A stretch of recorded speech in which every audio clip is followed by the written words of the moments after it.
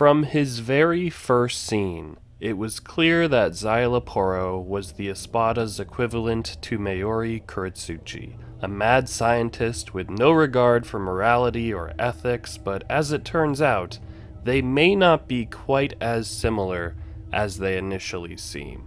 Mayuri is easily one of the Bleach characters that fascinates me the most. His creepy, unsettling nature and unique design made him an instant favorite for me. If you'd like to hear my initial thoughts after he was first introduced, I made a whole video on it, but suffice to say, I'm a fan of his character even if I would never, ever want to be anywhere near this guy in real life. Considering his actions and his outlook on others, he could be one of the most despicable characters we've ever met in the series so far, but Xyloporo is definitely up there too. The big difference is, between this pair of mad scientists, Mayuri is on our side.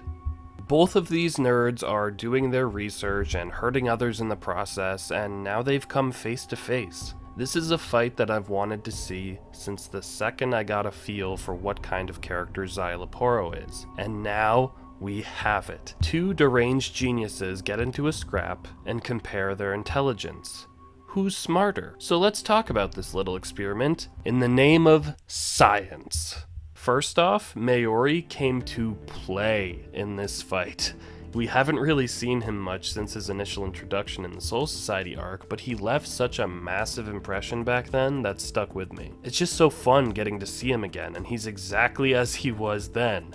Creepy, unhinged. Oh wait, there is something different about him. Look at that hair. My boy is in his Pharaoh era. I just checked and his face paint is different too. So while the other captains haven't seemed to update their looks in this arc, Mayuri knew it was a new storyline and he wanted to switch it up. Either that or getting beaten and turned into goop for a little while makes someone feel like they deserve a makeover. It's a good look, he's rocking it. His first look is kind of iconic in my mind though. I miss the weird hat, but I definitely dig this too.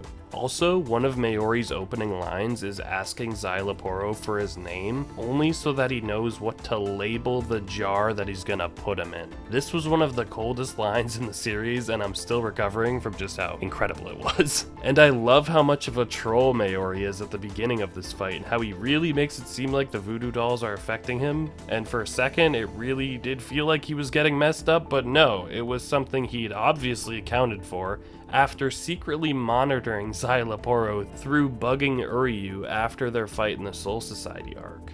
He's been monitoring Uryu ever since then, which has some creepy implications in its own right, but it's definitely something that Mayuri would do without question. The man doesn't respect boundaries because, from his perspective, he probably justifies that science doesn't care about such things. He definitely hasn't expressed any limits before. But yeah, because he knew what to expect, he replaced all of his internal organs before he arrived, so that Xyloporo wouldn't be able to do anything to him with this. And he did all of that in an hour. I'm not exactly sure how that works, but hey, science.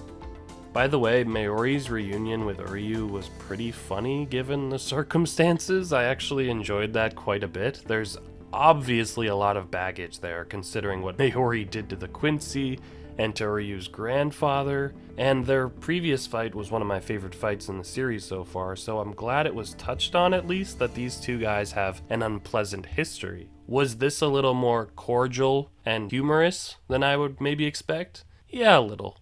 I wouldn't have been shocked if Uryu put an arrow through Mayuri's face the second he saw him, but it's not that intense here. Maybe it's just that Uryu can see that they need whatever help they can get from him, but I do hope that we get a rematch someday that brings back some of the more serious aspects of their shared history.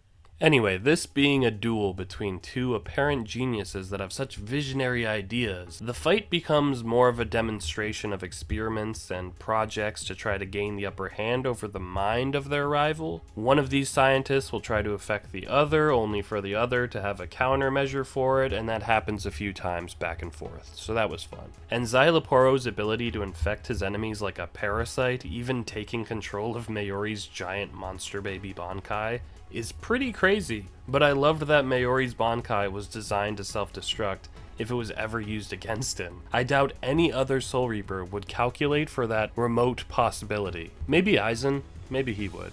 And of course, Xyloporo's big ability allows him to come back even if he dies, being reborn through a living host. He compares himself to a phoenix rising from the ashes, but last time I checked, those were like really beautiful and magical, and this guy, he really isn't, especially during the rebirth. It's all just very gross. The first time I talked about the Espada's resident scientist, we talked about how the anime censored Xyloporo's cannibalism when he ate his own minions to heal himself, and once again, he was censored between the page and the screen. It's probably warranted, because it was one of the most messed up things we've probably seen so far. In the manga, we get an absolutely disgusting image of him reforming from within Nemu and crawling out of her throat after he secretly implanted an egg in her. Yeah. It's got that same kind of horrific violation aesthetic as the xenomorphs in the Alien franchise do. Just a disturbing invasion of the body. But in the anime, he instead comes out as like pink smoke. So they toned it down a bit, and I can't really blame them for it. It was pretty disgusting. Also, this speaking tentacle mouth gave me the ick. Straight up. And poor Nemu though, she really can't catch a break. Either she's mistreated by her creator, or assaulted by Xyloporo's tentacles and implanted with his eggs. Whether she's like a real person, or real Soul Reaper or not, this isn't okay. I tried to pay very close attention to Mayuri and Nemu here. We've seen how messed up and brutal their relationship is before. She's his creation, and he treats her like a tool or a project instead of as a person, willing to hurt her if she's not able to do what he wants. There's a moment here when he examines her, and at first, it seems like Mayuri might actually be having some sort of emotional reaction to seeing her in pain. Like even Xyloporo thinks so for a second, but when Mayuri turns around, he just comments on the effects of what she's going through, rather than, her.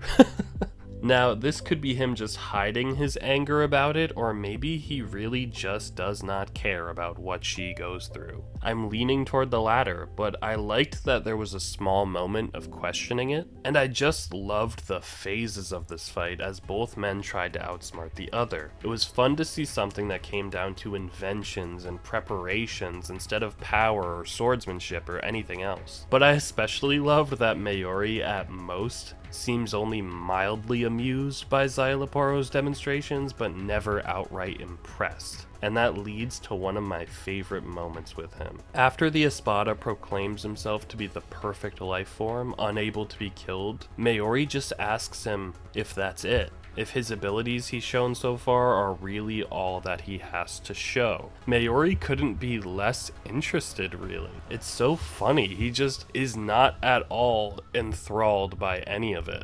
I don't even think he's trying to be mean, I just think he's that unenthusiastic about Xyloporo's work. And then Mayuri reveals that he wants Xyloporo to be a test subject for a new drug that he had already secretly infected him with. So whether he likes it or not, he's already a test subject. And this drug, this terrifying drug, is going to amplify Xyloporo's perception of his surroundings to an absurd degree where 1 second in reality will feel like 100 years to Xyloporo. Horrifying. Absolutely horrifying. This is scary in the same way that something like the Sinning Tree in Yu Yu Hakusho or the Tsukiyomi in Naruto is. They share this idea of torturing someone in a potentially endless prison of the mind. Just thinking about being in a position like that freaks me out. So scary. It's like one of the worst things that can possibly happen to you. It'll just be an extremely slow realization of what's happening as he waits for the end and can do nothing.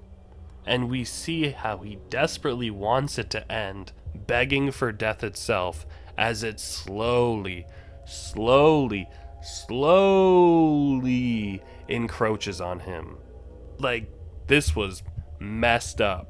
So messed up.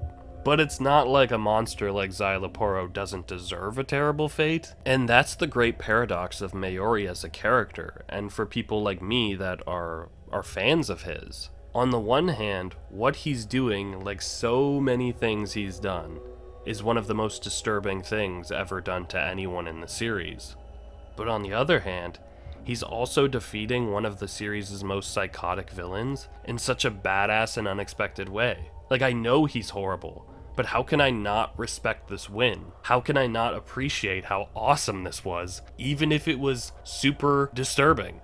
And the way Kubo draws Mayuri is just so demented and off-putting sometimes. The blocky yellow teeth curled into a grin and the vacant stare, it all just creeps me out. But in this moment, it was so satisfying to see him as the victor, but it was absolutely haunting in how he actually went about doing it. I don't really feel that bad for Xyloporo though, but I mean, I would hate to be in his position.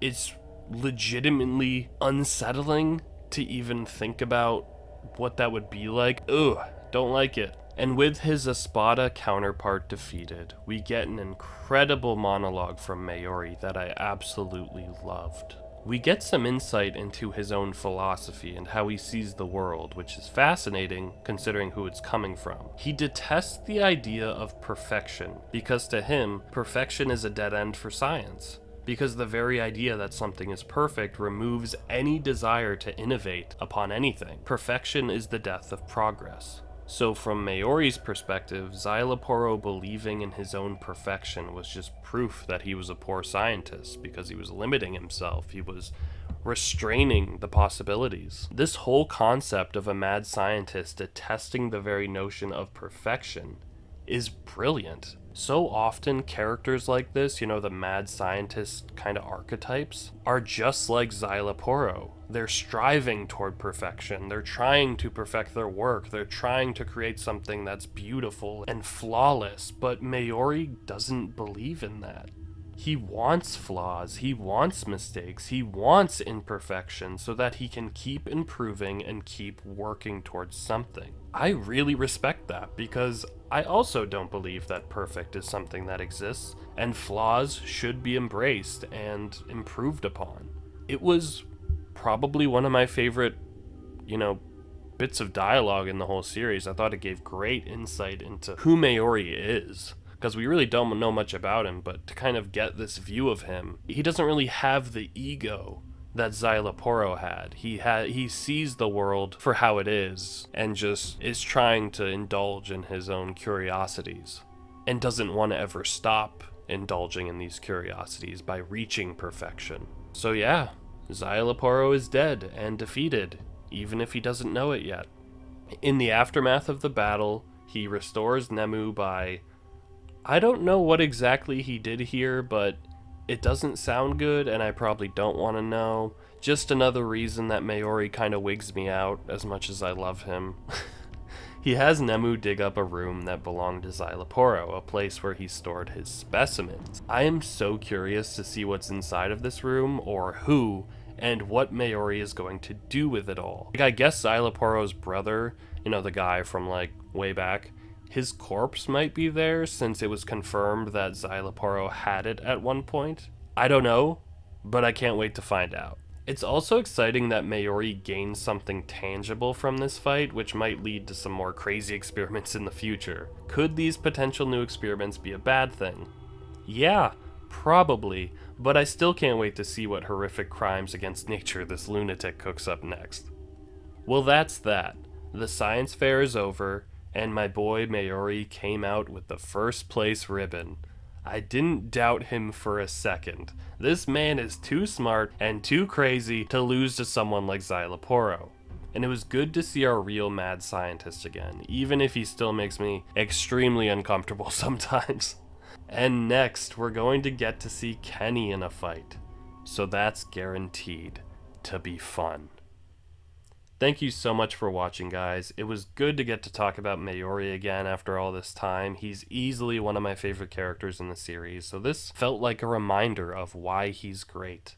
We're really rolling through these fights now as the Espada are dropping one by one, which makes me a little nervous that we're going to lose a Soul Reaper soon to kind of even the odds, but we'll see. For now, I hope you all have a great day, and remember, there's no such thing as perfection. Just do your best and be open to improvement.